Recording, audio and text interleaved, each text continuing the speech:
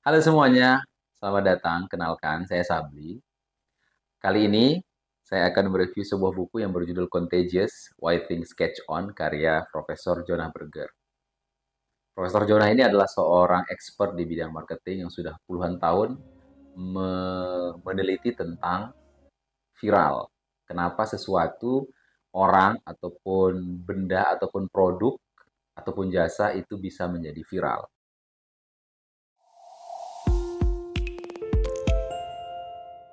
Di pembukaannya, Profesor Jonah mengatakan bahwa 20-50% yang mempengaruhi pembelian itu adalah word of mouth atau getok tular kalau bahasa Indonesianya. Uniknya menurut Profesor Jonah, pengaruh offline itu lebih besar daripada pengaruh online untuk menentukan orang kenapa mau membeli sesuatu. Kalau tadi dia mengatakan bahwa pengaruh pembelian bisa dari mulut ke mulut itu berpengaruh 20-50%, sementara online itu hanya berpengaruh kisaran 7%. Kemarin saya membaca laporan tahunannya PT Unilever.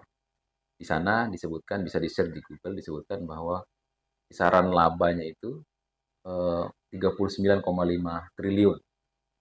Nah, menariknya di sebuah berita, CEO-nya itu mengatakan bahwa online hanya menyumbang 6-7% saja dari total penjualan di Unilever. Tapi menurut saya sih tidak ada yang perlu dipertentangkan ya, karena sekarang kan ada yang namanya omnichannel, bisa melakukan penjualan lewat offline maupun online secara bersamaan. Oke, kita lanjutkan. Di buku ini, Profesor Jonah membagi ada 6 steps atau prinsip atau langkah-langkah yang bisa dipakai untuk kita praktekkan di bisnis masing-masing untuk bisa membuat produk kita atau jasa yang kita tawarkan ataupun diri kita menjadi viral. Apa saja 6 hal itu? Kita bahas satu-satu. Yang pertama, ini diambil dari kata-kata steps ya. STEPPS, steps. Yang pertama adalah S, social currency, atau apakah orang terlihat keren ketika membicarakan ini. Di buku ini dicontohkan ada burger yang harganya $100. Harga rata-rata burger kisaran antara $5. Tiba-tiba ada satu burger yang harganya $100. Itu menjadi viral, orang-orang penasaran. Orang-orang yang sudah merasakan atau pernah membeli burger seharga $100 itu ingin pamer. Nah, disitulah social currency-nya berfungsi. Kita ambil contoh lain. Juga ada secret bar, bar tersembunyi yang namanya Please Don't Tell. Berbeda dengan bar-bar yang lain, mereka punya pelang yang besar, ada neon dan segala macam yang menunjukkan di situ tempatnya. Nah, sementara secret bar ini tidak ada sama sekali, sangat tersembunyi. Bahkan dia dia berada di dalam sebuah toko hotdog. Nah, di dalam toko hotdog itu ada sebuah kotak telepon. Nah, disitulah pintunya. Jadi orang nggak akan tahu.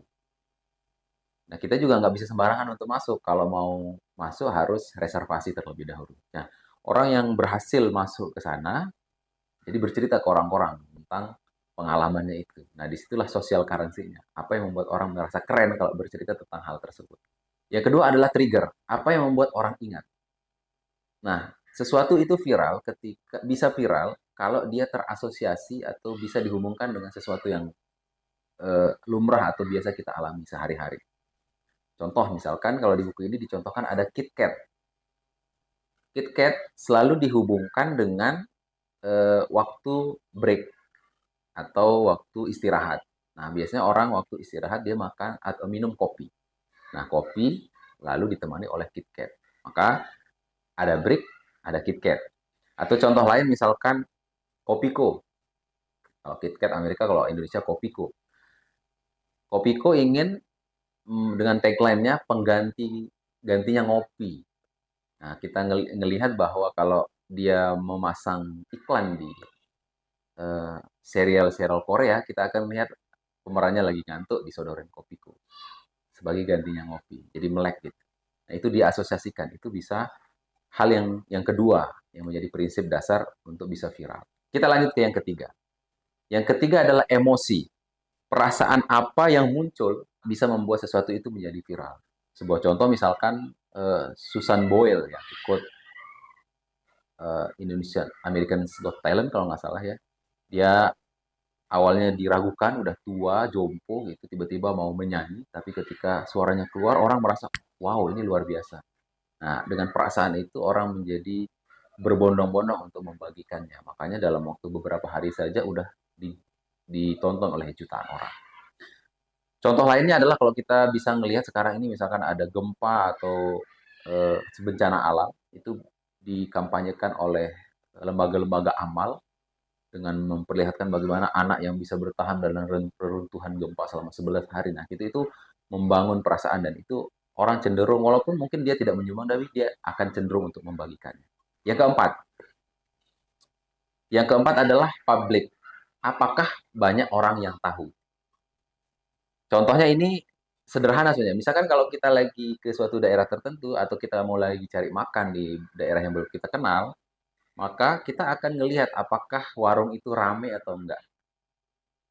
Asosiasi kita terhadap publik, prinsip publik ini adalah kalau orang banyak yang ngantri di sana, maka makanannya enak. Sense of public itu juga berperan dalam why things catch on. Kenapa sesuatu atau orang atau benda atau produk itu bisa viral. Berikutnya yang kelima adalah practical value atau apa yang bermanfaat. Apakah ini bermanfaat untuk orang lain? Nah, kalau kita merasakan sesuatu bermanfaat untuk diri kita, maka cenderung kita akan membagikannya ke orang lain. Contoh juga misalkan kalau video ini misalkan Anda yang menonton saat ini merasa bahwa video saya ini bermanfaat karena saya membahas buku yang mungkin kebanyakan nanti bahasa Inggris kemudian orang malas baca. Nah, ini aja nonton ini aja misalkan untuk nggak capek-capek baca buku berbahasa Inggris udah ada reviewnya, udah ada kesimpulannya bisa langsung dinikmati gitu. Nah, kalau Anda merasa ini bermanfaat, Anda mungkin akan tergerak untuk membagikan, share video saya ini ke orang lain, ke teman Anda mungkin yang sedang belajar ilmu marketing ataupun bisnis. Yang terakhir adalah stories, cerita yang menarik. Kalau orang mendapatkan cerita yang menarik, orang cenderung akan membagikannya sehingga sesuatu itu bisa viral. Contohnya yang cukup bagus di buku ini adalah perusahaan blender yang namanya Blendtec. Perusahaan blender ini berpikir berputar otak gimana caranya supaya produknya bisa viral. Si perusahaan Blendtec ini akhirnya menemukan satu cara untuk dia bisa menjadi viral. Salah satu caranya adalah memvideokan saat-saat mereka memblender iPhone. Eh, Orang mendapatkan cerita seperti ini cenderung, oh ini menarik ceritanya. Kalau saya bercerita ke orang lain maka saya akan apa istilahnya itu mungkin kembali ke yang pertama ya ke sosial karena saya akan terlihat keren gitu karena ini cerita. Itulah 6 prinsip dasar yang diberikan oleh Profesor Jonah bagaimana why things catch on, kenapa sesuatu itu bisa viral.